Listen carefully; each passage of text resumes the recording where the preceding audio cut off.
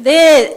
자, 그러면 콘서트 오늘 2부, 알쓸신수, 알고 나면 쓸데 없이 신나는 수학수다 시작하겠습니다. 오늘 우리 수학계에 그 스타들을 모셔놓고 시간을 너무 짧게 들여가지고, 제가 지금 제일 걱정되는 건 시간 문제니까, 제가 짧게 말할수록 좋으니까요. 저는 여기 오늘 이제 이 프로그램 진행해 주실 최진영 팀장님만 소개하고 들어가겠습니다.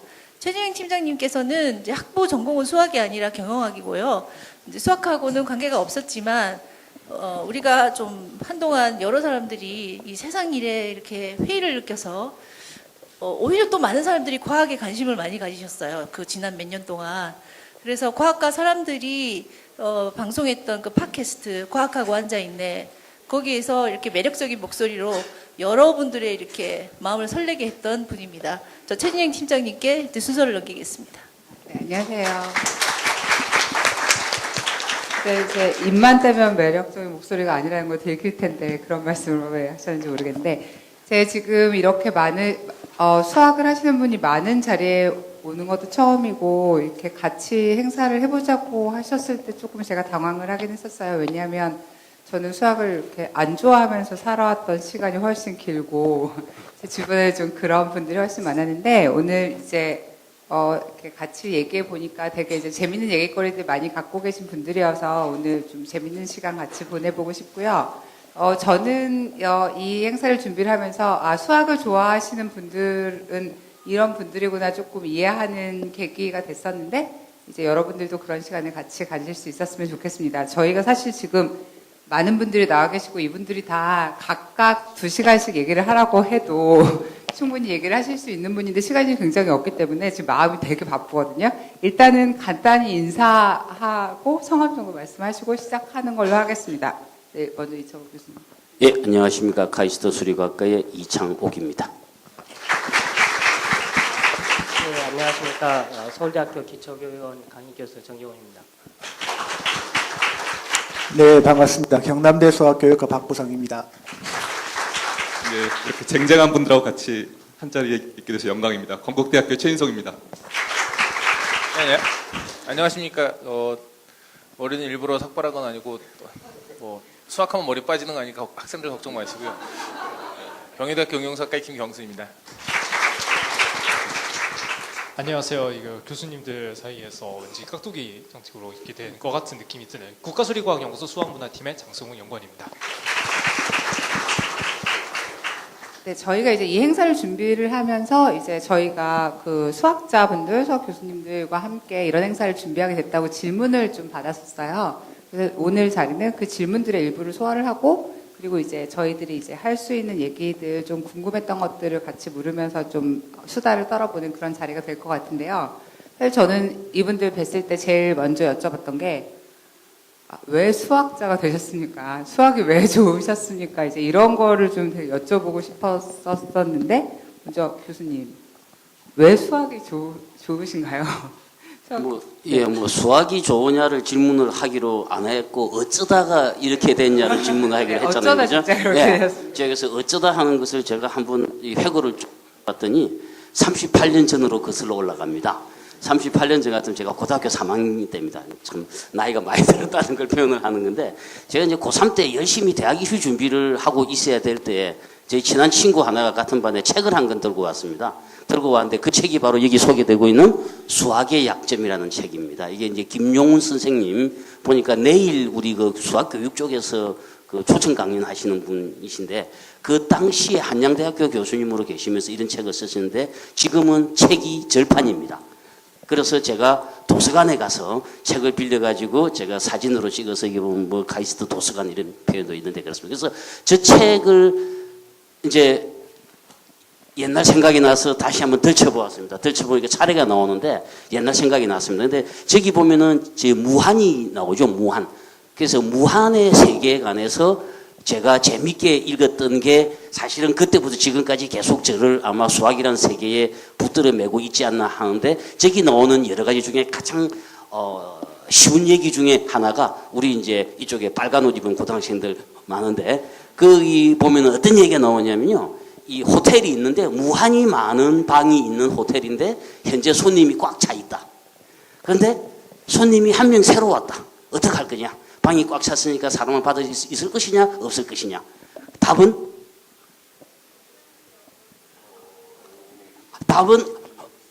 무한히 차 있어도 받을 수 있다. 그게 무한의 세계입니다. 그죠? 근데 그 이제 구체적인 행위를 보면은 뭐 1번 방을 손님을 2번 방으로 옮기고 2번 방에 있는 손님을 3번 방으로 옮기고 이렇게 쭉 하고 나면 1번 방이 비니까 새로운 손님을 넣으면 된다. 근데 제가 느낀 거는 그거 말 안 된다. 왜 말이 안 되냐면 손님이 와서 한 명 있는 1번 방을 빼서 2번 방으로 옮기면 그 손님이 한 명 나와 있는 사이에 한 명이 들어갑니다.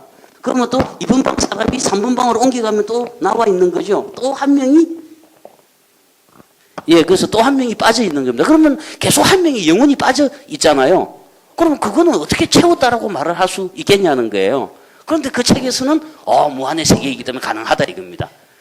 근데 제가 이제 그런 게 가지고 궁금하면서 사실은 그때부터 이제 수학계 이제 사실 이해는 못하지만은 참 신기하다 하고 생각을 하고 어쩌다 수학자가 됐는데 나중에 제가 대학을 들어가서 배우니까 이제 여기는 오묘한 게 하나 있어야 돼요. 그러니까 소위 말해서 한꺼번에 사람들을 다 나와. 그런 다음에 방 한 칸씩 옮겨갖고 다 들어가. 그게 돼야 된다는 거예요. 그게 소위 말해서 선택공리, 액션 오브 초이스라는 게 있어야 된다는 겁니다. 그게 없으면 안 되는 거예요. 그런데 액션 오브 초이스는 믿거나 말거나거든요. 그러니까 무한의 세계도 믿거나 말거나. 하여튼 제가 뭐 그러다 보니까 어쩌다 수학자 됐습니다. 네. 정경훈 선생님께서는 혹시 어쩌다 수학자? 저는 이제 고등학교 때 수학을 솔직히 잘했습니다. 세상스럽지도 않죠. 예, 많이 잘했지만. 솔직히 잘했지만 수학과를 갈 생각이 전혀 없었거든요. 저는 이제 뭐 그 당시에 이제 가고 싶었던 물리학과나 이제 화학과나 이런 데를 가고 싶었는데 성적이 안 나왔어요. 그래서 재수할 생각으로 이제 저는 사실 수학과를 진학을 했습니다. 그랬는데 이제 1학년 때 1학년 어쩌다가 이제 1학년을 다 보내고 재수를 못 해버렸거든요. 근데 이제 2학년 들어가면서 제가 그때 알게 된 게 있습니다. 소수가 무한하다는 거예요. 너무나 이 당연해 보이는 사실을 저는 증명을 정말 일주일을 고민했는데 증명을 못 하겠더라고요. 이제 그러다가 답을 알게 됐는데 그걸 알고 난 다음에 그 느낌이랄까 이게 정말 상쾌해지는 그런 기분이 듭니다. 그래서 제가 할만하다, 이거 해볼 만하다 그런 생각이 상당히 많이 들었습니다. 아마 이제 여러분들도 수학 문제를 풀고 나면 느끼는 그런 기분 같은 게 있을 텐데 그런 게 이제 수학을 하게 되는 그런 큰 동기가 아닐까 그렇게 생각을 합니다. 수학의 심오함을 느끼는 계기는 간간히 있기는 한데 그렇다고 해서 굳이 그걸 풀고 싶지 않지 않나요? 저 같은 일반인들은 그렇긴 합니다만. 네, 그 두 번째 문제로 좀 넘어가 보면 이제 수학자 왜 이렇게 약간 예술하거나 뭐 문학하시는 분들은 좋아하는 작품 이제 이런 게 있잖아요. 수학자들은 뭐 내 인생의 수학 문제라든지 뭐 좋아하는 수학 증명 이런 게 있다고 얘기를 들었는데 인생의 수학 문제 이런 거 있으신 분 있으시면 말씀해 주실 수 있나요? 제가 준비했습니다. 저희 초등학교 6학년 때 기억을 좀 되살려서 말씀을 드리려고 하는데 저기 있는 저 문제입니다. 선생님이 어느 날 6학년 때 담임 선생님이 들어오셔갖고 저 문제를 칠판에다 이렇게 똑같이 그리셨습니다. 근데 표정은 전혀 달랐고요. 저렇게 무뚝뚝하고 무서운 표정이 아니었고 굉장히 명랑하고 싱글벙글 웃으면서 문제를 내셨습니다. 저 보이시죠? 그 정사각형을 그린 다음에 각 꼭지점에서 4분의 1 원을 다 그리는 거예요. 그러면은 한가운데 정사각형의 한가운데 이렇게 뭔가 약간 4개의 변을 가진 그런 도형이 나타나는데 굉장히 대칭적인 도형이잖아요. 그 전에 거 다시 굉장히 대칭적인 도형인데요. 저거에 이제 면적을 구하는 문제죠. 제 인생의 수학 문제라고는 저걸 제가 굉장히 잘 해결했다는 말씀을 드리려는 게 아니라 제가 해결을 못했습니다. 저는 나름 저희 반에서는 수학을 잘하는 사람이었지만 전혀 해결을 못했고요. 제가 드리려는 말씀은 저 문제를 딱 내시고 가셨는데 담임 선생님은 전혀 그 이후에 개입을 안 하셨는데 그 이후로 신기하게도 저희 반에서 2박 3일 동안 토론이 벌어졌습니다. 그래가지고 아마도 나름 수학을 한다고 했던 제가 그 못 풀고 있으니까 이제 딴 애 친구들이 그 굉장히 신이 난 것 같아요. 그래가지고 2박 3일 동안 굉장히 여러 명이 달려들어가지고 저 문제를 토론을 하더라고요. 특별히 이제 그 여학생들 몇 명이 지금도 기억이 나는데 결국 그 문제를 해결을 해냈습니다. 근데 저는 뭐 그 과정에서 이렇게 구경만 하고 있었고요. 그 답을 보면은 굉장히 사실 신기합니다. 그러니까 굉장히 대칭적이고 아름다운 도형인 것 같은데 실제 답은 상당히 지저분하죠. 그리고 제 기억으로는 그 풀이 과정도 굉장히 지저분했던 걸로 기억을 하는데 저는 여전히 그 풀이 과정은 알지 못하고요. 근데 이제 재밌었던 거는 그 말씀을 드리기 전에 저 문제를 이제 제가 2박 3일 동안 학생들이 이렇게 아주 신나게 토론을 하고 답까지 내고 이렇게 하는 과정을 이제 제가 보고서 평생에 제가 그 잊지 못하는 기억이 드는 게 제가 이제 항상 생각하는 거는 일반인들이 수학을 어렵다고 하고 그다음에 뭐 싫어한다고 얘기하는데 사실은 그렇지 않다. 제가 확신하는 바는 말은 그렇게 하지만 실제로는 굉장히 수학을 좋아하고 물론 수학을 이제 평생 억울해한다는 거는 굉장히 힘든 일이라고 생각합니다만은 아니 실은 되게 싫어하고요. 아니, 좋아할 기회가 되게 없다는 게 좀 사실일 것 같기는 해요. 네. 사실은 그러니까 기회만 주어진다면 굉장히 좋아할 수 있다고 그렇게 저는 확신을 하고 그래서 학생들을 가르칠 때도 학생들이 좀 힘들어하거나 그래도 제가 이렇게 푸시를 할 수 있는 동력이 되는 것 같습니다. 근데 재밌는 게 저만 저게 인생의 수학 문제라고 생각했었는데 김경수 교수님께서도 뭔가 그러니까 저희가 이제 어떤 것들을 다룰까 이제 모임이 있어서 얘기를 미리 했었는데요. 저도 이제 저 똑같은 문제가 국민학교라고 6학년 때 저 문제가 되게 인상이 남았었는데 또 바로 올려서 되게 신기했거든요. 근데 저는 좀 상황은 다른 게 그때는 선생님께서 저게 이제 6학년 2학기 때가 그때쯤 나왔었는데 선생님께서 보통 뭐 하시냐면 저런 문제 저 맨 왼쪽에 있는 그림 같이 가능한 교과서에 나왔었는데요. 선생님들께서 보통 어떻게 숙제를 내시냐면 야 니들이 이런 비슷한 문제를 만들어서 답까지 써라 그런 숙제들 많이 냈었잖아요 옛날에. 그래서 제가 이제 제일 쉬운 거는 옆에 하나 똑같이 그래서 그다음에 보통 이제 똑같은 하나 그려서 이제 뭐 좀 선 몇 개 더 그리는 건데 저 두 번째가 답이 안 나오더라고요. 저게 막 한참 고민을 하다가 오른쪽 정삼각형을 그리면 되는 것까지는 알았는데 요새도 그런데 그 교육 과정에 국민학교 때는 피타고라스를 안 배우거든요. 그래서 도대체 저게 뭔지 할 때 그때는 또 인터넷이라든지 검색이 안 돼가지고 찾을 수 있는 건 백과사전밖에 없었어요. 그래서 백과사전 바로는 안 되고 이제 뭐 한참 계속 동네 도서관 백과사전 같은 데 뒤졌더니 저 비슷한 그림이 있는 거 삼각형이 있어가지고 정삼각형의 높이를 하면 되는데 이런 루트를 안 배웠잖아요 초등학교 때. 그래서 이게 뭐지 제곱하면은 70가 되는 숫자가 뭐지 했는데 중학교 같은 루트를 배우더라고요. 그래서 제가 저 문제를 해결하는데 결국 이제 중학교 1학년까지 1년 정도 걸린 거죠. 그러니까 제가 저게 왜 기억에 남냐면 어떤 문제 이제 푸는데 굉장히 오래 푼 기억이 남아서 이게 참 간단한 것 같은데 이게 차츰차츰 뭐가 더해져서 배우다 보니까 이게 자꾸 쌓이다 보면은 뭐가 좀 아는 게 늘어나지 않겠나 싶은 생각이 그때 들었었거든요. 그래서 저도 저 문제를 굉장히 지금 기억하고 있는데 정말 신기하다. 같은 문제를 또 말씀하셔가지고 또 더 되게 신기했던. 그리고 진짜 깜짝 놀란 게 저 만화가 있다는 거예요 전 페이지에. 그러네요, 진짜. 박구성 교수님께서 올려주신 제가 건데 찾았어요. 저 만화에 그림이 나왔다는 거 깜짝 놀랐습니다. 근데 저 문제를 그냥 보면 저 어떻게 푸는지 사실 잘 모르겠는데 쉽게 푸는 방법이 있을 것 같고 뭔가 깔끔한 답이 있을 것처럼 느껴져요. 왠지. 전형적인 낚시 문제. 그렇군요. 저게 그냥 저는 이제 수시해석 전공이라서 근사값을 구하는데요. 저런 거 할 거면은 그냥 무게점이 될 것 같아요. 잘 오려서 근사값을. 차로가 잘 예쁘게 잘라가지고. 잘 예쁘게 잘라서 무게점이 될 것 같아요. 그래서 에디슨이 그런 식으로 전구 부피 구했다는 이야기를 들었던 것 같긴 하네요. 뭐 여기에는 그런 분은 없으실 거기 때문에 제가 이런 말에도 별로 공감하시는 분은 없을 것 같은데 이렇게 수능 같은 거 볼 때 좀 애매하면은 대충 이렇게 길이 보고 맞춰가지고 뭐 이런 객관식 문제 찍기도 하고 그랬었던 것 같은데 네, 역시 공감을 못 얻고 있군요. 네, 그 수학 증명이 정혜원 선생님 뭐 좋아하는 증명 있으시다고 꼭 말씀하시고 싶으시다고 했던 것 같아서 이제 어떤 증명, 어떤 정리를 이제 좋아하느냐 이런 얘기들을 상당히 많이 듣거든요. 많이 듣는데 제 답은 좋아하는 증명이 항상 고정되어 있지 않다는 겁니다. 매번 바뀌거든요.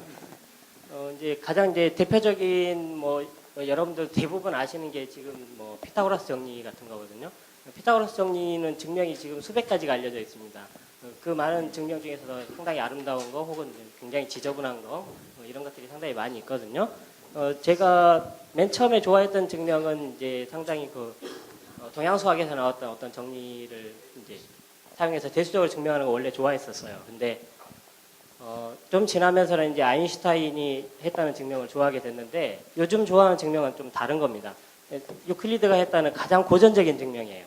이게 이런 증명들을 제가 이제 좋아하는 게 이렇게 바뀌는데 한번 제가 증명을 잠깐 보여드릴게요. 고전적인 증명은 여러분 다 중학교 때 배우신 건데 저 사각형의 넓이를 지금 이제 V하고 W라는 성분에 대해서 V 세모 W가 잠시 쓰겠습니다. 그러면은 저 대칭성에서 저쪽은 이제 W하고 V로 되겠죠. 세모. 이 둘이 같다는 걸 보이는 게 목적이에요. 그게 유클리드 증명의 본질이거든요. 저렇게 일단은 높이가 같은 평행사변형으로 옮기고 그다음에 회전을 시키고 다시 평행사변형으로 옮기면은 같다는 거고 그걸 이용하면은 이제 저런 식으로 어떻게 이렇게 서로 같은지 이렇게 알 수 있거든요. 이걸 이제 직각삼각형에 적용을 하면은 우리가 다음 그림을 보여주시면요. 그게 바로 이제 피타고라스 정리가 되는 겁니다. 이게 중간에 사용한 과정을 보면 아까 제가 V 삼각형 W하고 W 삼각형 V가 같다는 이게 바로 교환 법칙이거든요. 어떤 연산의 교환 법칙이 사실은 피타고라스 정리를 증명한다는 것 때문에 요즘은 제가 이제 상당히 좋아하는 증명이 됐습니다. 근데 이제 이것 말고도 사실은 다른 정리들도 상당히 많이 있는데 정말 좋아하는 증명은 다 제가 한 증명입니다. 그렇지만 여기서 제가 이제 소개할 수가 없어가지고 제가 이제 알게 된 그런 증명을 지금 소개하는 겁니다. 논문으로도 쓰지 않으셨나요? 그런 뭐 논문으로 쓴 것들이 있겠지만 누가 보시겠습니까? 그 말 나온 김에 다음 거, 예. 저도 제가 한 증명을 제 건데요. 이럴 때 한번 끼어야. 네. 별로 예쁘지 않은 것 같은데. 왜 잘 봐요, 예뻐요. 혹시 레이저 포인터 필요하십니까? 피타고라스 정리가 아니 뭐 굳이 없어도 뭐 다 보면 알 수 있는 증명이 한 300개 정도 있더라고요. 근데 이제 인터넷에 보면은 역사도 굉장히 길죠. 수백 년 동안 증명을 해온 건데 한국인 이름 붙은 증명이 2개가 있더라고요. 하나가 이제 과학고 학생이 하나 미국에 가 있으면 교환학생 가 있으면서 증명을 했더라고요. 실었는데 사실 이거는 그냥 재발견한 거다라고 되어 있고 오리지널로 있는 게 하나 있어요. 그게 이제 제 이름 하나 있습니다. 근데 사실은 저것도 완전히 새로운 건 아니고요. 저게 11세기였나 그 페르시아 수학자 아불웨파라고 하는 사람이 정사각형 2개를 잘라가지고 하나 만드는 그런 문제가 있거든요. 그걸 이제 한 그 그림이 있어요. 근데 저 그걸 보다가 아니 이건 뭐 꼭 같은 거 2개를 잘라서 안 하고 크기가 달라도 되겠는데 싶더라고요. 그래서 해보니까 저 그림이 나왔어요. 그래서 아니 이거 뭐 이미 아브레파가 했으니까 알려져 있을 것 같은데 하고 혹시나 싶어서 이제 외국 저널에 보냈더니 저걸 덜컥 실어주네요. 심지어 야 이거 이 그림 우리 이번호 표지로 써도 되겠냐 그러길래 얼마든지. 그래서 저 그림을 하나 했습니다. 정말 신기한 거는 그 아브레파라고 하는 분이 저 그림을 만들었는데 사실 아브레파의 증명이라고 하는 게 따로 있거든요. 그러니까 이분은 저거랑은 완전히 다른 방법으로 피타고라스 정리를 증명을 했어요. 한 발짝만 더 나가면 되는 건데 왜 저 생각을 못했는지가 저도 궁금합니다. 어쨌든 뭐 저는 하나 날로 주워 먹었다고 할 수 있겠습니다. 교수님 논문 쓰라고 아마 비워놓지 않았을까. 그러게요. 박수 쳐드려야 되는 거 아닌가요?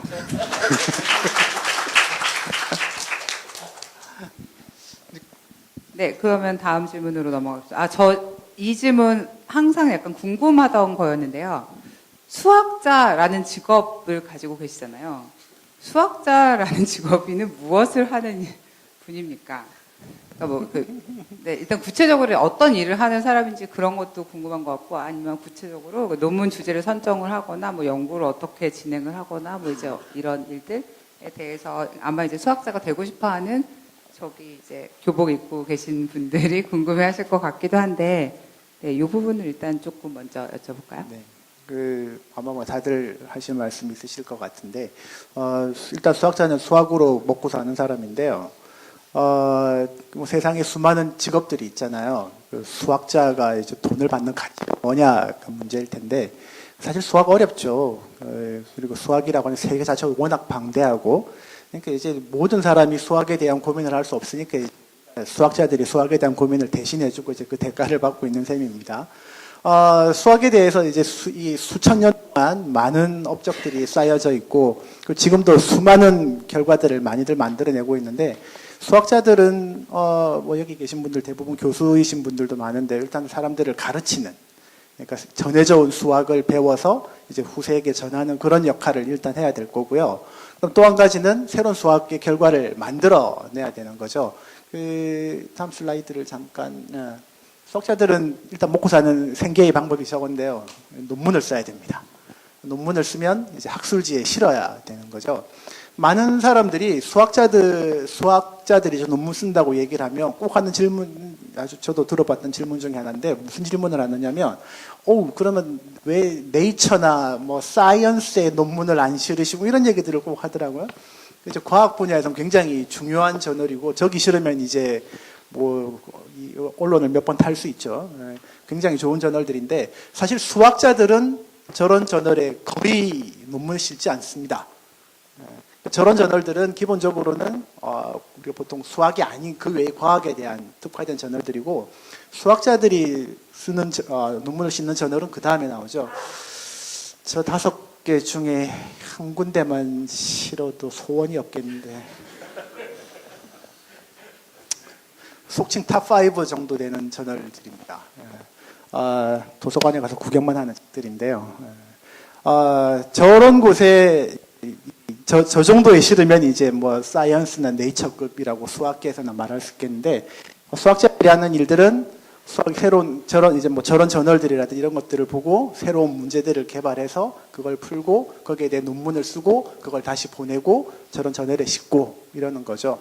근데 이제 다른 과학 과목들하고 좀 다른 게 수학은 안타깝게도 결과가 안 나오면 아무것도 할 수가 없어요. 그 예를 들어 이제 농담으로 하는 얘기들 중에 하나가 뭐 생물학 저널에 어떤 뭐 저자가 한 수백 명쯤 나왔는데 제일 마지막에 있는 사람은 실험실 청소한 사람 뭐 이런 얘기도 있는데 수학은 그런 게 잘 안 되는 거예요. 그리고 다른 분야 같은 경우에는 뭐 이런 실험을 했더니 결과가 안 나오더라가 논문이 될 수 있는데 수학은 그게 안 되는 거죠. 뭘 했는데 결과가 안 나오면 그냥 그걸로 끝이에요. 그러다 보니까 수학자들이 논문을 많이 쓰기는 굉장히 힘들고요. 그리고 좋은 논문을 많이 쓰는 건 더 힘든 일이 되는 거죠. 사실 그래서 좀 불쌍한 사람들이 이렇게 다 앉아 있습니다. 기본적으로는 수학에 대해서 가르치고 연구하고 이런 게 수학자들이 하는 일이라고 할 수 있겠습니다. 대신 그러니까 배워야 되는 게 굉장히 많은 거죠. 수천 년치를 배워야 되니까. 수학 연구라는 거는 어떤 과정 같은 거, 그러니까 보통 이제 과학 연구라는 건 저희가 떠올리는 그림 같은 게 있잖아요. 이거는 이제 말하자면 컴퓨터나 펜 같은 걸 들고 책상에 계속 앉아서 이렇게 하는 건가요, 보통은? 그건 제가 보통 학생들한테 얘기해 주는데요. 도서관 같은 데 가서 수학 문제 푸는 학생 구별하는 방법이 뭐가 있냐면요. 열심히 쓰는 사람보다는 천장 보고 멍 때리는 사람 보면 보통 수학 전공인 학생들이 많아요. 그러니까 뭐냐면 보통 사람들이 생각하는 제 친구들 저한테 항상 물어보는 게 야, 너 수학 가면 맨날 문제만 푸냐 그러고 물어보거든요. 근데 사실 그냥 가만히 남들 보면 멍 때리는 것처럼 가만히 천장 보고 천장이라든지 뭐 벽을 보고 있다든지 할 때가 더 많은 게요.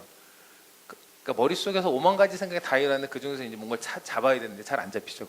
그게 잘 잡히면 이제 말씀하신 것처럼 뭐 이제 그게 잘 안 되니까 이제 그냥 그렇게 하고 그다음에 다른 사람과 대화도 많이 해야 되는 게 실제로 문제 같은 거 풀다 보면은 되게 집중된 상황에서 문제 푸는 경우도 있는데 오늘은 안 되나 보다 해서 이제 차나 한 잔 마시자고 잡담하다가 그거 이렇게 하면 되는 거 아니야? 하는 경우들도 많거든요. 그러니까 이제 보통 약간 어떻게 보면 영화라든지 뭐 드라마라든지 해서 지나치게 수학하는 사람들 되게 전형적인 형태로 막 묘사해 놓은 게 있는데 실제로 보면은 어떻게 보면 제일 자유롭게 공부를 하는 편이라고 볼 수 있을 것 같아요. 대신 24시간 고민해야 되니까.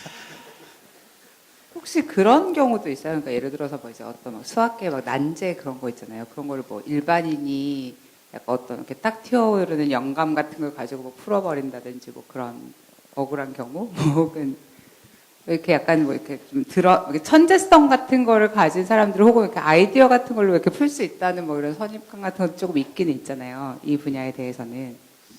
그게 풀었던 케이스인지 몰라도 기여했던 케이스는 제가 기억이 나는 것 같아요. 이게 옛날에부터 있었던 문제 중 하나가 여기 그 그림에 보시다시피 저쪽에 정사각형이 하나 있는데 요게 이제 정사각형도로 막 채워져 있어요. 근데 봐보면은 뭐 정사각형으로 정사각형을 채우다라고 하면은 막 격자 같은 거 만들고 그런 거 생각할 수도 있는데 이렇게 되게 이쁜 모양으로 채울 수 있다라는 거를 이 미국의 이제 체스 플레이어인 샘 로이드라는 분이 발견하셨어요. 근데 봐보면은 이제 크기가 같은 게 좀 여러 개 보이기도 하는데요. 이거를 지나가던 이제 그 학부생들이 이걸 다른 크기로 할 수 없을까? 서로 얘들 6 두 개씩이나 있는데 6 말고 6.5 그런 식으로 할 수 없을까? 같은 질문을 하기 시작을 했대요. 그래서 막 이것저것 시도를 해봤는데 하다가 이제 왼쪽에 있는 그림 같은 이제 여러 시도를 했었대요. 보니까 이제 얘들은 직사각형인데요. 이 직사각형을 이제 전기회로로 만들어가지고 그럼 얘들의 관계를 알아보자. 내가 전기회로 적당히 예쁜 거 만들어봐가지고 이거 타일링 만들어봐야지. 같은 식으로 아이디어를 잡고 있었대요. 아직까지는 이제 학부생이에요. 그러니까 아직은 수학자가 아닌 분들이신데, 아니, 수학자라고 부를 수 있는 분들이신데, 그중 하나가 이제 괜찮은 그림이 하나 나와가지고 이쪽에 오른쪽에 보이시는 전기 회로가 굉장히 그 정사각형도 보이고 큐브 약간 이쁘게 생겼죠. 그걸 근거로 이제 타일을 만들어가지고 집에 가져갔어요. 이거 아까도 그 샘 로이드가 만든 퍼즐 문제처럼 이제 사람들이 해보면서 그 직사각형 만들어 볼 수 있겠거니 싶어가지고 자기가 답도 다 생각을 해놓고서 저 퍼즐을 만들어가지고 집에 어머니한테 갖다 드렸더니 다른 풀이가 나와버렸어요. 이게 어머니의 그 풀이. 어머니의 풀이가 나와버렸어요. 어머님은 뭐? 어머니께서 위대하시니까 위대하신 어머니께서 새로운 풀이를 만들어내셨어요. 꼭 이제 그 수학하는 사람들 그 자존심 싸움 같은 거 걸리기 시작하면 내가 생각 못한 답 나오면 또 자존심 상하는 거 있거든요. 그래가지고 얘 도대체 어떻게 한 거야? 진짜 어머니를 붙잡고 그걸 여쭤볼 수도 없는 노릇이고 어머니는 그냥 단순히 아들이 선물한 거 풀어갔을 뿐인데 회로를 만들어봤어요. 그랬더니 이게 이 회로의 특징은 이제 지금 여기 그림에서 절대로 안 보이는 거예요라고 저는 확신해요. 근데 여기 봐보면은 두 회로가 같은 회로라는 것을 전기공학적으로 알 수가 있거든요. 그래서 같은 회로면은 이렇게 그 퍼즐에 다른 해가 나올 수도 있구나라는 것을 발견을 하고서 여기서 이제 모티베이션 얻어서 어떤 부분 어떻게 대칭을 만들고 어떻게 비대칭을 만들까 같은 걸 해서 결국 풀었대요. 근데 그 풀이가 너무 복잡하게 생겨가지고 제가 차마 그림 못 모르겠어요. 일단 빈 화면으로. 사실 저거는 제일 최근에는 21개까지 정사각형을 21개로 다 다른 정사각형으로 쪼갤 수 있고요. 최근에 증명되었고 그래서 지금 그 저널 오브 컴비나토리얼 시어리 AB 표지에 그 그림이 들어 있습니다. 꽤 역사가 있는 전기회로 이론 하고도 실제 응용이 있는 문제인가 보죠? 그 언저리는 제가 전기공학자가 아니라서 제가 이렇게 저항밖에 연결 안 한 회로라는 거밖에 이해가 없습니다. 그 하나 저도 일반인이 할 수 있는 이렇게 떴네요. 구디런팅은 좀 뻥인 것 같고 그 다음 걸 보여주시면 그 일반인이 수학의 문제 해결에 공헌한 거로 아마 전형적인 제일 최근 예 중에 하나일 것 같은데요. 이게 15개의 그림이 있습니다. 뭔지 잘 모르시겠죠? 잘 보면 이제 타일링 한 거예요. 규칙성 있게 타일링을 했는데 보면은 다 우각형들입니다. 볼록 우각형들을 가지고 주기성 있게 이렇게 타일링을 했거든요. 근데 이제 저런 것들이 뭐 약간씩 비튼다거나 이러면 이제 뭐 여러 가지로 무한히 많이 만들어낼 수 있겠지만 본질적으로 다른 이 타일링들이 저렇게 15가지가 현재 알려져 있습니다. 잠깐 100년쯤 된 문제거든요. 1918년에 저 문제가 처음 이제 나왔던 것 같은데 처음에 한 3개 정도 해서 한 3개, 5개 정도를 이제 처음 발견을 하고 그로부터 또 한참 시간이 지나서 1960년대, 70년대 와서 몇 개가 더 발견되고 뭐 이렇게 했답니다. 그래서 한 7, 8개가 발견이 되었는데 이건 뭐 문제가 일단 쉽잖아요. 오각형들을 적당히 볼록 오각형들을 잘 붙여가지고 규칙성 있게 한번 깔아보세요 이러는 거니까. 그러니까 저 문제를 그 마틴 가드너라고 하는 유명한 이 작가가 있었죠. 사이언티픽 아메리칸에 이제 저 얘기를 가지고 칼럼을 하나 썼답니다. 근데 그걸 보고 저분이 저기 사진에 나와 계신 저분이 그 문제를 보고 새로운 이 방법을 3가지를 더 발견을 하셨어요. 근데 저분의 직업이 뭐냐면 전업주부십니다. 학력은 고졸. 또 다른 어머니. 또 다른 어머니. 그래서 어머니들이 위대하시죠. 예. 정말 신기하게도 새로운 방법을 발견을 해서 그걸 이제 수학자의 저런 쪽 전문가인 수학자에게 저걸 보내서 확인을 받고 그래서 이제 몇 개가 더 발견이 된 거죠. 저게 그래서 14개가 이제 최근 그 이후로 몇 개가 더해서 14개가 발견되어 있다가 2015년에 이제 제일 아까 그림이 제일 마지막에 있던 게 하나가 더 발견이 되어서 15개가 채워졌습니다.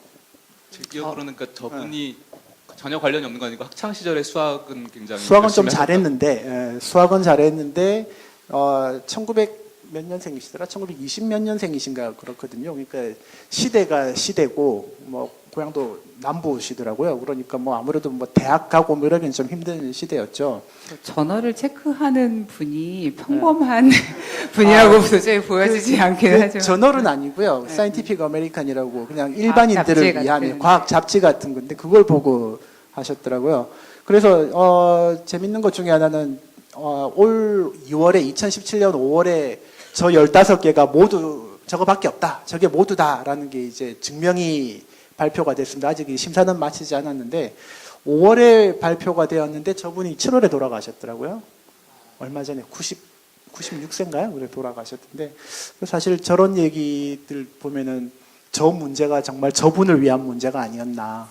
그러니까 그동안 그냥 사람들이 몇 개 발견해가지고 뭐 수학자들은 그렇게 크게 관심 가지고 있지 않던 문제였는데 그걸 일반인이 발견하면서 화제가 되어서 문제를 되살려 놓은 상태에서 최근까지 많은 연구들이 이어졌고 그리고 참 절묘하게도 문제가 이제 15개가 모두야 라는 걸 보고 2달 만에 돌아가셔서 어쨌든 아주 위대한 어머니께서 푼 문제 중에 하나라고 할 수 있겠습니다. 네, 그리고 요거 일단 일부 마지막 질문일 것 같은데요. 그 드라마나 영화에서 주인공의 그 높은 지능과 천재성을 보여주기 위해 이제 수학을 잘하는 그 설정 같은 걸 쓸 때가 있잖아요. 근데 이제 사실 요새 칠판이나 뭐 이제 노트 같은 것도 다들 꼼꼼하게 보니까 간간히 이제 자문 같은 거 의뢰가 들어오는 걸로 알고 있어요. 그래서 이제 혹시 이것과 관련해서 재밌는 경험 같은 것들 좀 있으실 것 같은데 정경훈 박사님, 네. 지금 이제 몇 년 됐는데요. 이제 용의자 X라는 영화가 있었습니다. 네. 방은진 감독이 나왔고 이제 유승범 씨, 뭐 이용환 씨, 뭐 이런 분들이 요즘 핫한 조진웅 씨가 이렇게 나왔던 그 드라마인데요. 저기서 이제 그 당시 그 촬영 그 보조했던 보조 감독이 이제 거기 중간에 이제 수학자가 말씀드리자면 범인입니다. 수학자가 이제 중간에 이제 범인이기 때문에 이 수학자가 수학을 가르친다든지 이제 뭐 이제 그런 장면들이 나와야 되기 때문에 어려서부터 수학 천재로 설정이 돼 있거든요. 그래서 이제 관련된 수학에 대해서 이제 좀 자문을 좀 해달라 해가지고 이제 대본 들고 와가지고 이렇게 저에게 좀 자문을 요청했습니다. 그래서 자문을 했는데 아마 그 제가 가르치던 학생이 이제 제가 이제 자문했다는 얘기를 하고 저도 영화를 안 봤어요. 안 봤는데 가르치던 학생이 자기가 봤다면서 도대체 수학이 어디 나오냐 영화에 잘 모르겠다. 중간에 한두 장면 나오긴 하는데 도대체 그걸 뭘 자문한 거냐고 물어봤는데 이것보다 조금 더 앞쪽 화면을 다시 한번 돌아가 주시면요. 아니요, 저기 그 크레딧 나오는 부분 좀. 저기 보면은 예를 들면 초등학교, 중학교 때 그 석고 역을 맡았던 그 학생이 나오는데요. 이 부분에서 제가 자문을 했습니다. 그런데 이 부분이 잘렸어요. 잘렸고 사실은 그 나왔던 그 대본이 좀 수학적으로 잘못된 부분이 좀 있고 그래가지고 제가 좀 고쳐줬는데 촬영은 어떻게 했는지 저도 모르고요. 안 나왔기 때문에. 그래서 좀 약간 어떻게 보면 저는 아픈 기억이라고 할 수 있습니다. 드라마군요. 드라마네요. 예. 그리고 그다음에 뭐 이것도 그저 이어서 얘기를 하겠습니다. 수학 소재의 드라마로 뭐 가장 유명한가라면은 항상 넘버스 얘기를 할 수밖에 없습니다. 제가 오늘 가져온 책 중에 넘버스 책이 있습니다. 예, 넘버스에 관련된 수학을 실제로 설명한 그 책이거든요. 제가 번역했습니다. 근데 저 드라마 넘버스가 6년인가요? 그 정도 이렇게 방송을 하면서 매번 보통 거의 1,000만 명이 시청할 정도의 아주 인기 드라마였습니다. 이 드라마는 물론 당연히 제가 자문을 하지 않았고요. 다른 수학자들이 많이 자문을 했는데 저는 드라마가 방영되던 당시에 이제 우리나라에도 이제 불법으로 동영상에 들어왔고 저 아주 시청자였습니다. 주 시청자였는데 예. 예. 지금 저 방송에 나오면 곤란한데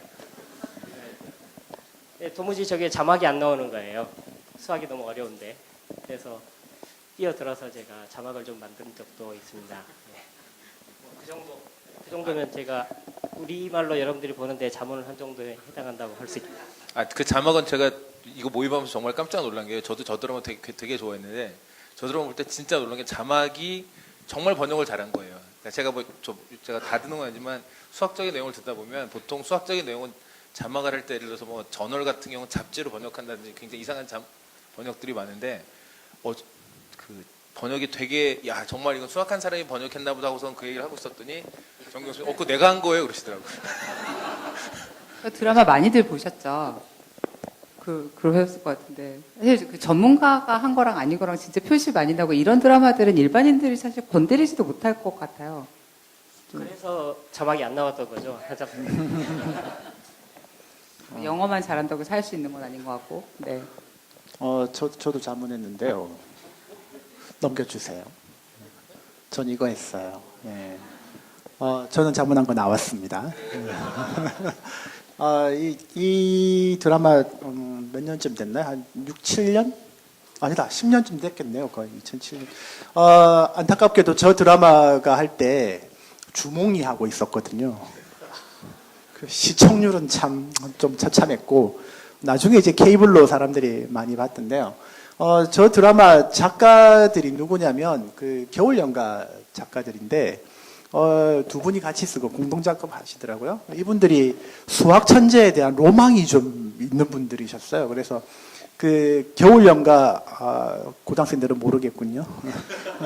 겨울연가에 보면 배용준의 아버지가 수학 교수로 나오거든요. 그래서 이제 고등학생이 가서 대학 강의실에서 수학 문제 풀고 뭐 이런 장면들이 나오는데, 그래서 이제 저분들하고 이제 얘기를 하다 보니까 뭐 이 수학 천재를 이렇게 드라마에서 그려보고 싶어 하시는데, 그 겨울연가 다음에 눈의 여왕 그 중간에 있던 제목이 갑자기 기억이 잘 안 나.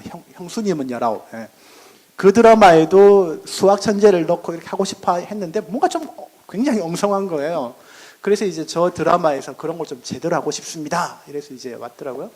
사실 첫 해는 드라마를 미리 거의 다 찍어 놔서 제가 뭐 어떻게 해볼 수가 없었고, 그다음부터 이제 자문들을 좀 했습니다.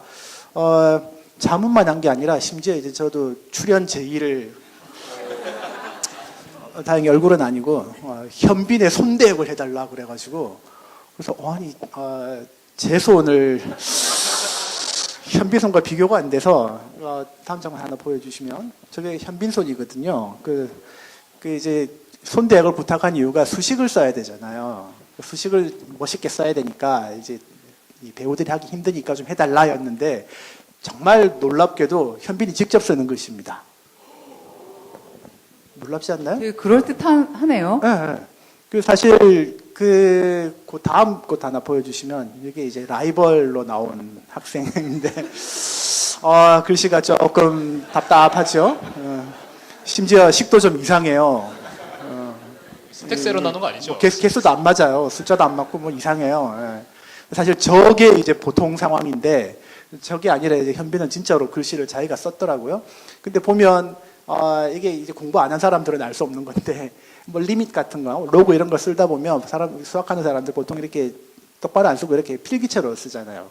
숫자하고 구별이 되게 하려고 일부러 그렇게 쓰는데, 딱 공부한 티가 나게 쓰더라고요. 그래서 저거 놀랍더라 이랬더니, 이제 저 드라마 하고 있던 무렵에 DC 인사이드 현빈 갤러리 사람들이 이제 저 원래 빈이 오빠가요 공부 열심히 해서 대학에 간 거라고. 그러니까 연예인이 되어서 뭐 이게 아니고 대학에 가야 연예인을 할 수, 그러니까 탤런트를 지켜주겠다. 그래서 진짜로 공부를 열심히 해서 자기 실력으로 쓴 거라고 그러더라고요. 그래서 정말 놀랐습니다. 그래서 얼굴도 잘생겨, 키도 커, 목소리도 좋아, 연기도 잘해, 심지어 칠판 글씨도 잘 써. 또 이쁘죠. 못하는 게 뭔가요? 그랬더니 현빈이 춤을 못 춘다고 그러더라고요. 그걸 다 잘할 수 있으면 춤 못 추는 것 정도는 감수할 것 그렇죠. 같은데요. 네. 저 구경 가가지고 사진도 살짝 찍고 그랬는데 유출하지 말라고 그러더라고요. 지금 이제 그 저희 수다 파트가 끝나고 질문 파트가 남았는데 시간이 지금 이렇게 돼서 제 생각에는 지금 차라리 객석 질문을 조금 받아보는 식으로 진행을 하고 정리를 하면 어떨까 하는데 지금 말씀들 너무 재밌게 하시고 뭐든지 물어보면 다 대답해 주실 것 같은 분위기여서 좀 궁금하신 거 있으실 것 같은데요. 여기서 질문 조금 받아보고 그렇게 자리 정리하도록 할게요. 손 들어주시면 저희 마이크 조금 더 여유 있나요? 네네. 질문 있으신 분들 어느 분 찍어서 말씀해 주셔도 되고요. 질문을 하시면 저희가 적당한 분을 질문이 없으시면 제가 하겠습니다. 저희가 사전 질문 좀 받았었다고 했었잖아요. 그래서 그 중에 한두 개 정도 소화할 수 있는 만큼 할게요. 일단 단국대 오승진 학생이랑 서울대 대학원의 이가람 님이 궁금해 하신 건데, 4차 산업혁명 시대에 더불어. 사실 이 단어로 시작하는 문장을 저는 한 100개 정도 말할 수 있을 것 같은데, 4차 산업혁명 시대에 더불어 수학 전공자로서 갖춰야 할 역량과 변화에 효과적으로 대비할 수 있는 방법에 대해 여쭤보고 싶습니다. 라고 여쭤보셨습니다. 네, 이것은 이창욱 박사님께서. 예, 제가 사실은 갖춰야 할 역량이 뭐냐 이러면 수학 공부 잘해라 이런 거 외에는 별 크게 할 말이 없는 것 같은데, 제가 이제 제 말에 이제 신빙성을 조금 올리기 위해서 제가 요즘 뭐 하는지만 조금 말씀드리겠습니다. 제가 이제 지난 한 6개월 전부터 저희 학교에서 이제 영재 연구원을 맡아갖고 일을 하고 있습니다. 그래서 이제 그러다 보니까 맨날 하는 게 4차 산업혁명 시대의 영재는 어떻게 교육해야 되느냐, 과학 영재는 무엇이냐, 인재상은 뭐냐, 이런 얘기들을 하는데, 저는 이제 원래 이제 영재 교육이나 교육 전문가는 아니고 그냥 수학자인데, 서당계 3년이면 이런 말이 있죠. 우리 학생들 잘 알죠. 서당계 3년이면 뭐 한다? 식당계 3년이면 라면을 끓인다. 그래서 제가 이제 영재연구원 6개월 한 개가 아니고 강아지로서, 그래서 조금 이제 말씀을 드릴 테니까, 아직 3년이 안 됐으니까 좀 믿거나 말거나 하시기 바랍니다. 그래서 이제 일단은 제가 어디 가서 얘기를 할 때 4차 산업혁명 시대에 필요한 요소가 뭐냐 한 몇 가지만 꼽아라 그러면 당장 꼽는 게 수학적 역량입니다. 근데 이제 여기 계신 분들은 수학적 역량은 있다는 게 가정을 하고, 그 다음에 이제 필요한 게 뭐냐 그러면은 보통 이제 우리 4차 산업혁명은 융합의 시대거든요. 그래서 전통적인 서비스업이나 여러 가지 어떤 제조업하고 어떤 ICT 산업의 융합이라든지, 어떤 사람은 온라인과 오프라인의 융합이라든지, 어떤 사람은 가상현실, 가상세계와 현실세계 융합이라든지, 어떤 융합을 얘기합니다. 근데 그 융합에는 사실은 어떤 과학적인 지식이 필요합니다. 그래서 수학뿐만 아니라 어떤 다른 자기가 관심이 있어 하는 분야의 과학적 지식이 필요할 거다 하는 게 제가 하는 얘기고, 그 다음 또 하나는 이제 아무래도 이 4차 산업혁명은 ICT 기술의 발전을 기반으로 하기 때문에 ICT 기술에 관한 이해와 그 다음에 내가 어느 정도 핸들링 할 수 있는 능력이 있어야 되겠다. 그게 이제 필요한 것이고, 그 다음에 넘어가면 제가 말씀드리는 게 이제 협업 능력이라고 얘기를 합니다. 협업 능력. 협업 능력이라는 것은 무슨 얘기예요? 잘못 오해하시면 남하고 일 잘하는 것, 커뮤니케이션 잘하는 것, 그거를 협업이라고 생각을 할 수도 있는데 그건 아니고요. 제가 말하는 협업이라는 것은 내가 모자라는 것을 남한테 뺏어올 수 있는 능력. 그게 협업입니다. 그래서 그걸 잘해야 되고요. 그 다음에 진짜 마지막으로 필요한 거는 우리 도전 정신입니다. 도전 정신은 아마 옛날 그리스 로마 시대 때부터, 아마 당군 신화 시대 때부터도 아마 필요했던 것 같은데, 그거는 변함없는 것 같습니다. 항상 뭐든지 할 수 있어, 내가 할 수 있어 하는 것이 필요한 것 같고요. 진짜 마지막은 재미있게 하자는 것, 자기가 흥미를 느껴야 된다는 것. 그것이 갖춰지면은, 그러면은 아마 그런 것들이 우리 특히 이제 수학 공부를 열심히 하시는 분들이, 학생들이 4차 산업혁명 시대에 살아가야 될 때 필요한 것, 반드시 가지고 있어야 될 것, 그런 게 아닐까. 그래서 그게 갖추어지면은 미래를 바꾸는 아마 인재가 될 것이다. 그렇게 생각을 합니다. 네, 감사합니다. 질문이 몇 개가 더 있는데 사실 저 이거 좀 궁금했었는데 제가 지금 마이크를 들고 있으니까 제가 궁금한 거 하나 더 여쭤볼게요. 단국대학교 신도은 학생이 여쭤본 건데요. 3차원 그 이상의 차원을 이해하고 설명할 때 보여지는 식 말고 좋은 방법이 있나요? 네. 사실은 이 질문 자체가 반 정도 이해되고 반 정도 안 되지만 아무튼 궁금해서 제가 이 질문을 선정을 했는데요. 그 이유는 대부분 그 굉장히 수학과 학생들 아니랄까봐 굉장히 단답형으로 질문했더라고요. 심지어 뭐 그 단어로 질문한 학생도 있었는데 신도훈 학생은 비교적 그 자기 그 수학과 학생이란 걸 입증을 했어요. 보시면은 보여지는 식이 있다는 건 알고 계시잖아요. 근데 저게 굉장히 중요한 거죠. 그러니까 예를 들면 4차원 9가 있다 그러면 4차원 9를 어떻게 이해되느냐? 식으로 이해하면 되죠. x제곱 더하기 y제곱 더하기 g제곱 한 다음에 t제곱 하나 더 추가해서 equal 1 이러면은 이제 우리가 대수적으로는 다 충분히 이해할 수 있습니다. 이제 궁금한 거는 어떻게 저걸 볼 것이냐 이렇게 질문했는데요. 저는 사실 제 답은 약간 역으로 제가 말씀을 드리는 건데 우리가 사실은 3차원도 본다고 생각하지만 보는 게 아니라 3차원을 그러니까 3차원 9를 이렇게 그리지만 사실은 그것도 그리는 게 아니라 정확하게 보고서 그리는 게 아니라 그거를 일종의 우리가 이해하기 위한 도구죠. 그게 3차원 9를 그리는 것 자체가 도구라고 생각하고요. 그러다 보니까 그 다음 그림을 보시면 그 유명한 애셔의 그림에서처럼 이런 모순이 발생을 합니다. 우리가 계단을 올라가는 거가 어떻게 그리면 계단을 올라가는 걸로 인식을 하자라고 약속을 했기 때문에 이제 올라가는 걸 인식을 할 수가 있는데 사실은 그 약속에 약간의 모순이 있거든요. 그러다 보면 이제 이런 모순적인 그림도 실제로 나올 수가 있는 거죠. 그러니까 그 다음 그림을 보시면요.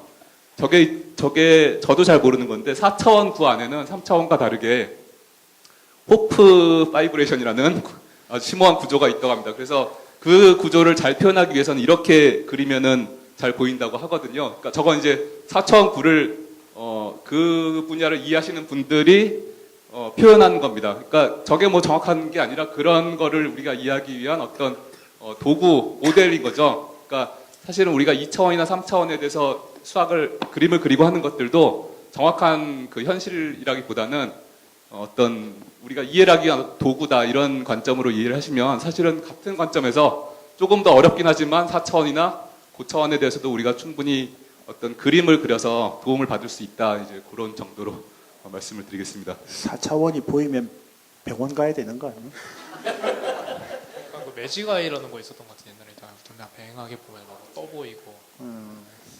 어쨌든 병원 가야 돼요. 이거 맞는 거 같네요. 병원이라도 치료가 안 됩니다. 그렇죠.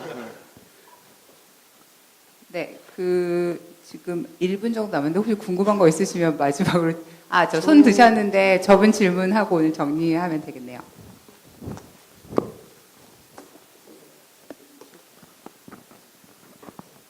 제가 단국에 재학 중인 박문수라고 합니다. 그 증명을 하기 전에 참인지 거짓인지도 모르고 심지어 참인지 거짓인지 증명을 못하는 경우도 있잖아요. 근데 주로 어떤 식으로 참인지 거짓인지 아는지 증명을 못할 수도 있는데 어떻게 확답할 수 있는지 궁금해서. 이거 공부 잘하는 믿음 분들. 같은 개념 아닌가요? 일단 하나를 골라 잡으셔야죠. 근데 그게 굉장히 중요합니다. 일단 하나를 무조건 골라 잡으셔야 됩니다. 그리고 그 방향으로 참일 것 같다고 믿든지 그러면 열심히 증명하려고 해야 되고 거짓일 것 같다라고 생각이 들면 발레를 찾으려고 열심히 노력을 해야 되겠죠. 그러다가 이제 다른 방향으로 갈 수도 있지만 일단은 한쪽을 선택하는 게 굉장히 중요하다고 생각하거든요. 그래서 이제 수학에서 컨젝처라는 개념이 있잖아요. 그러니까 그 참인지 거짓인지 모르지만 이쪽의 것이다라고 컨젝처를 하는 거죠. 물론 이제 경험이나 자기의 직관이나 이런 것, 그동안의 경험으로부터 쌓인 직관이나 이런 것들을 활용을 해야 되겠지만 일단은 아무튼 어느 쪽이든 붙잡고 일단 해보시는 게 중요할 것 같습니다. 그러니까 뭐 도박이죠. 그 얘기입니다. 다만 이제 수학자들이 좀 공부를 많이 해서 대강 보아하니 이거 될 것 같아라고 생각되는 걸 이제 연구를 하는 거고요. 안 될 것 같으면 논문을 못 쓰니까 하면 안 됩니다. 일종의 도박처럼 뭐 찍는다고 하기는 그렇고요. 상당히 그러니까 사실 어떤 부분에서는 직관이라고 하는 게 많이 필요한 거죠. 제가 약간 부분만 하면은 사실은 우리 교수님들이 시험 문제 낼 때 그 학생들 괴롭히는 방법입니다. 그죠? 그러니까 다음 스테이트먼트가 맞으면은 증명하고 틀리면은 카운터 젬프를 드시오. 괴롭히는 방법인데 사실은 학생을 생각하게 만드는 굉장히 좋은 방법입니다. 그게. 그러니까 여러분들을 위해서 하는 거니까 아주 좋게 받아들이시고요. 근데 이제 문제를 푼다는 관점에서는 저도 뭐 그런 경험이 우리 선생님들도 좀 나쁜 선생님들이 많아가지고 이제 그런 문제를 내는데 그래서 보면은 일단은 감이 있겠죠. 감을 가지고서 한쪽 방향을 해 나가는데 하다 보면은 아 이대로 계속 가면은 될 것 같다 와 이거는 아닌가비요 하는 그런 느낌이 있습니다. 그럼 다시 또 반대 방향으로 가면 그래서 증명하려고 하다가 안 되면은 카운터 기점을 찾으려고 가다가 또 아무리 찾아도 잘 안 보이는데 아 이거는 또 될 것 같아 그럼 다시 또 증명을 한다. 그래서 몇 번 이렇게 오실레이션 하다 보면은 뭐 어느 순간 반짝 그런 게 수학 같습니다. 네, 제가 지금 시간 관리에 거의 완벽하게 성공할 뻔했는데 마지막 질문 어쨌든 감사드리고요. 저는 이 수학의 세계와 수학 자의의 세계에 지금 오늘 거의 처음 들어봤는데 좀 즐거운 시간이었고 이렇게 말씀들을 잘하시고 재밌는 분들인지 사실 잘 몰랐고요. 이제 4차 산업혁명 시대에 더욱 그 중요성이 증가하고 있는 어쨌든 그 다음에 말을 뭘 붙여야 될지 잘 모르겠지만. 어쨌든 학회 나머지 일정도 잘 마치셨으면 좋겠고요. 즐거운 시간 계속 이어지시길 바랍니다. 네, 오늘 감사했습니다. 감사합니다. 감사합니다. 그 책은 인사 한꺼번에 하고 네, 감사합니다. 네, 인사. 저는 조금 더 맺은 말을 하실 줄 알았는데 더 하시고 싶은 말씀이 있으시면 한마디씩 잠깐 하실 시간은 될 것 같은데요. 더 하실 분 안 계십니까? 팀장님 바쁘시군요. 팀장님 마무리 하시고. 네. 그러면 사실 여기 계신 분들은 여기서 임의의 부분 집합을 만들어서 초청을 하셔서 긴 말씀을 나누셔도 아마 시간이 모자라지 얘기거리가 떨어질 것 같지는 않으니까요. 참고해 주시고요. 제일 문제는 지금 여기 선생님들이 책을 가져오셨거든요. 그래서 질문자 지금 채택된 친구들이 오늘 말씀해 주신 분은 3사람밖에 안 돼요. 그래서 선생님들이 반대하지 않으시면 여기 오늘 복자고등학교 학생들한테 많이 줬으면 하는 생각입니다. 네, 괜찮습니까? 네, 감사합니다. 네, 다시 한 번 더 네, 감사합니다. 그러면 5분 있다가 이제 키아스 대중 강연 시작하겠습니다.